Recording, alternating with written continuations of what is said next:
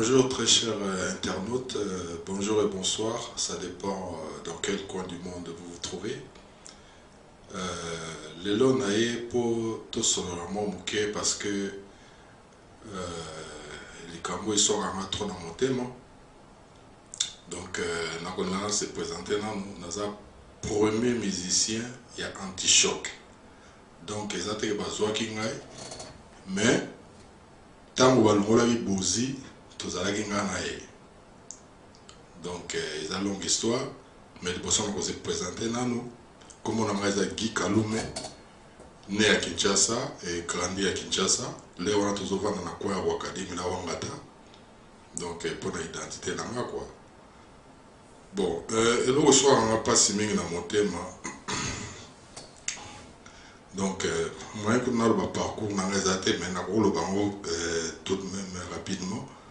Donc pour le milieu artiste, donc la bandit pendant bon mois quoi. Donc tant qu'on a déjà mois comme le père n'a pas de moyen d'aller à côté de la culture où ils ont de l'eau ina. On a la piano, solfège, art dramatique. Bon, tous arrivés on a Merlin Kano, grand frère Jeannot Kano quoi. Donc voilà quoi. Après on a une activité, on a maman Coco, on a Bilenge. Il y a une émission qui va passer dans la télévision 2 fois par semaine. On a maman Ngebi, paix à son âme. Et après on a comme vous voyez, on a un groupe de petits chanteurs et danseurs à Kinshasa qui chantent. On a un danga, on a un trio d'assouf, on a un vieux nabiso. Donc on a un cadre biso, et il y a un système qui est toujours un danseur, donc on a un l'air ou un groupe minzoto wela wela. Donc concept est un danga, on a qui chante, on a minzoto wela wela. Bon, après, on a une fanfare, on a une fanfare et à Carrefour des Jeunes, on a Tongé. Donc, père, il y a père, je crois, père Bernard, belge, je crois, ça a Azara mon conduit à Chem et tout. Azara a groupe de fanfare, tout bête dans la fanfare, on a aimé, il y a qui dormait à l'Angastar, il y a 7 patrons. Après, on a tout ça, les orchestres, on a un quartier là, Ishito. Bon, on a dit que nous fréquenté les Carlito, les débats, les vie syrienne, les comparatifs, les vivre la musique. Comme ça dit, les vie dans le quartier, tout le temps, on a des débats, les Carlito, toujours répété. Mais il y a des gens qui vivent, il y a des gens qui sont un grand orchestre, vous avez des petits qui ont parlé. Les arrivées syriennes à vivre à comparateur, toujours des débats, les Carlito, les Derval, les Chikchewa. Il y en a des masses qui sont répétées. Après, si vous avez un mouvement sur les bourgeois, dans la zone de Kinikaga, le président a dit que Dilongo, na Victoria, na Viva, pour les gens qui vivent, les gens qui ont des caisses, pour les gens qui ont des tout ça va nene. Les gens qui ont des orchestre, qui ont arrangé des vieux syriens, qui vivent, qui ont des théâtres, qui ont jazz. Mais déjà, pour les gens qui chantent, on a fréquenté les vieux Tesla. Parce que les Tesla, les vieux manjé kuba longwe, à comme on va dans Mbombo. Vous pouvez peut-être aller passer dans Mbombo, vous pouvez aller dans 57, vieux Tesla, je crois dans 55. Donc, biso va péter tout tellement la fenêtre, tous les répétitions, tout ça là. On va prendre. L'air, on a déjà. Après, les bourgeois, attendent, on pèse mon boulot. On a matin, des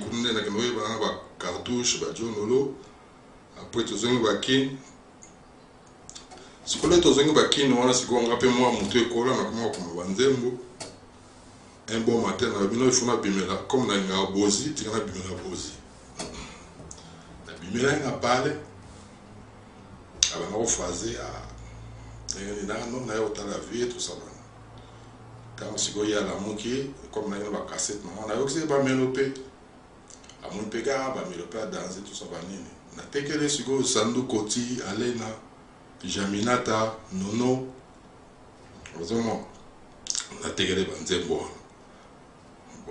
c'est quand paquet mikili tangoye ya elinga pe ba forme ba weston ba nini mais moi là on retire là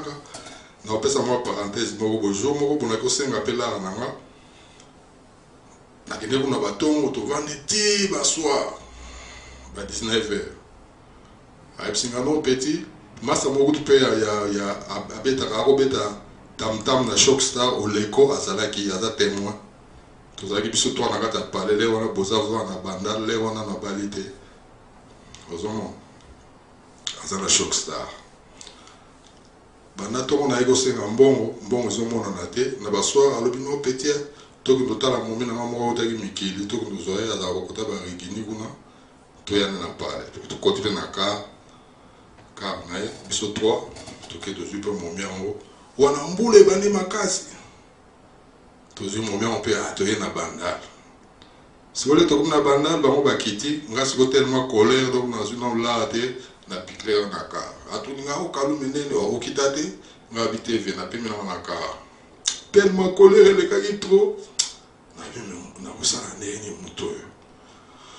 na fouiller la ka na moni tournevis na kotsa on na lidosso ya contact na balola bo carpe pele wana gambula na legi na car na gina on a parlé bon le coca abete lenga histoire après quoi sigo le ba sisi ba solo na ba kuna sigo il fallait ba bima sigo grand-père que notika petit on na regeni ba bima bokar ezate kaluma legi na car wala sigo na legi na car kwa na dira on a parlé fungoli porte a parlé ya lupango na kotika wana mbule zo beta kaka na vani mo mke ba ine dita ba ine 30 na mon rap bazo beta porte a lupango bogo na fungola bo natala bozi na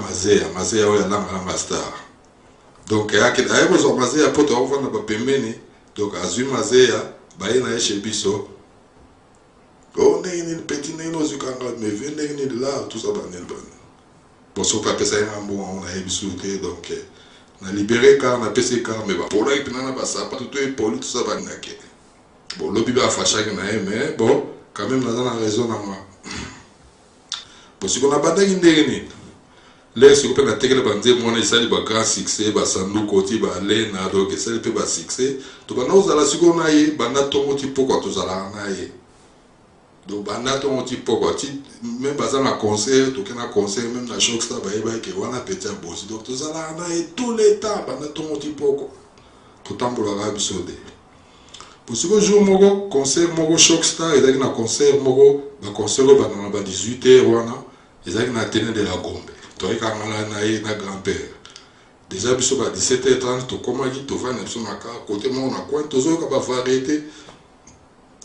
bêti comme concert ezaki prévu pendant 18h ville atali montre ikompe ba 18h wana